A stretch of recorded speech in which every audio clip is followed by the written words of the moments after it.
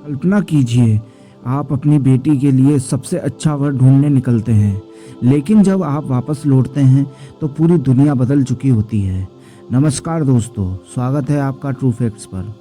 आज हम बात करेंगे एक ऐसी प्राचीन कथा की जो सिर्फ पौराणिक कहानी नहीं बल्कि समय यात्रा यानी टाइम ट्रेवल की सबसे रहस्यमयी घटनाओं में से एक मानी जाती है।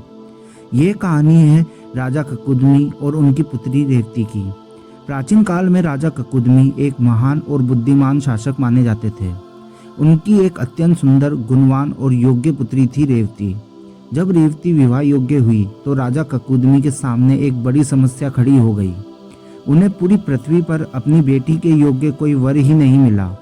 राजा ने सोचा, जब धरती पर कोई योग्य वर नहीं है तो क्यों ना सीधे सृष्टिकर्ता से ही सलाह ली जाए। और यही सोचकर राजा ककुदमी अपनी पुत्री रेवती को लेकर पहुंच गए सृष्टि के रचयिता ब्रह्मा के लोक में। लेकिन दोस्तों, यहीं से शुरू होता है असली रहस्य। जब राजा ककुदमी ब्रह्मा जी के पास पहुंचे, उस समय वहां दिव्य संगीत और गंधर्वों का कार्यक्रम चल रहा था। राजा ने सोचा, कार्यक्रम खत्म हो जाए फिर अपनी बात रखूंगा। उन्हें क्या पता था कि ये छोटी सी प्रतीक्षा उनकी पूरी दुनिया बदल देगी।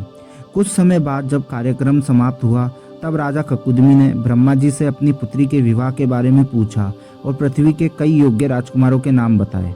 ब्रह्मा जी मुस्कुराए और उन्होंने जो कहा उसे सुनकर राजा ककुदमी के पैरों तले जमीन खिसक गई।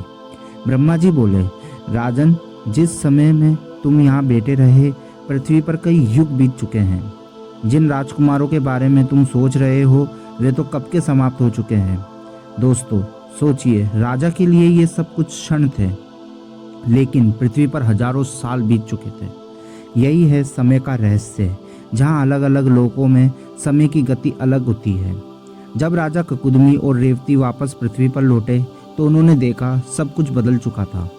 सभ्यता बदल गई, लोग बदल गए, यहाँ तक कि मनुष्यों की लंबाई और जीवन शैली भी बदल चुकी थी। राजा ककुदमी समझ चुके थे समय के सामने किसी की नहीं चलती। तब ब्रह्मा जी ने उन्हें सलाह दी कि रेवती का विवाह भगवान विष्णु के अवतार बालाराम से करा दिया जाए।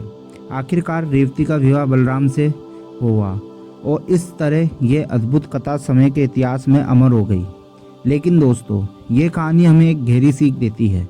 कभी कभी हम भविष्य को बेहतर बनाने की कोशिश में वर्तमान को ही खो बैठते हैं और समय कभी किसी का इंतजार नहीं करता। अगर आपको ऐसे ही रहस्यमयी और ज्ञानवर्धक कहानियाँ पसंद है तो वीडियो को लाइक करें, चैनल को सब्सक्राइब करें और कमेंट में ज़रूर बताएं अगर आप राजा ककुदमी की जगह होते तो क्या करते। मिलते हैं अगली रहस्यमयी कहानी में। जय श्री हरि।